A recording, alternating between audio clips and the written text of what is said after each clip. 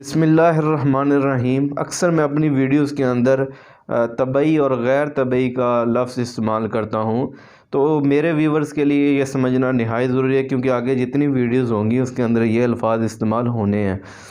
دیکھیں، جتنے بھی باڈی کے اندر جتنے بھی فنکشن پرفارم ہو رہے ہیں وہ طبعی ہیں۔ جیسے اگر معدہ کو لے لیا جائے، معدہ غذا کو جو ہضم کرنے کے لیے حرکت کرتا ہے تو اس کی طبعی حرکت ہے۔ لیکن کوئی فوڈ پوائزننگ کی صورت میں کوئی غذا ایسی لے لی جائے یا زہر کی وجہ سے، تو الٹی کی جو کیفیت ہوتی ہے معدے کی، اس حرکت کو کیا کہتے ہیں؟ غیر طبعی کہتے ہیں۔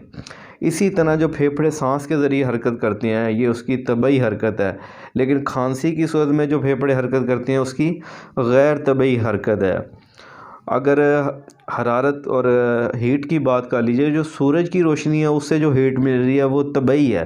اگر ہیٹر سے جو ہے وہ حرارت پیدا کر لی جائے تو یہ غیر طبعی صورتحال ہے۔ اسی طرح سردیوں کے موسم میں جو ٹھنڈ پائی جا رہی ہے، سردی ہے، یہ نیچرل ہے۔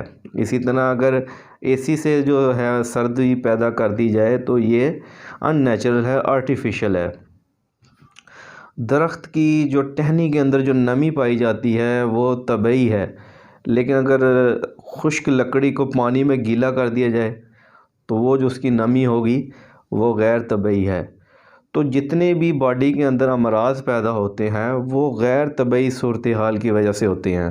اس کے اندر میں انشاءاللہ آگے مزید جو صورتیں ہیں وہ اس کو بریف کر دوں گا ڈیٹیل کے ساتھ، لیکن یہ سمجھنا جیسے انجیکشن وغیرہ لگوا لیا جائے، ایسی غذا استعمال کی جائے تو اس کی وجہ سے غیر طبعی صورتحال پیدا ہو جاتی ہے۔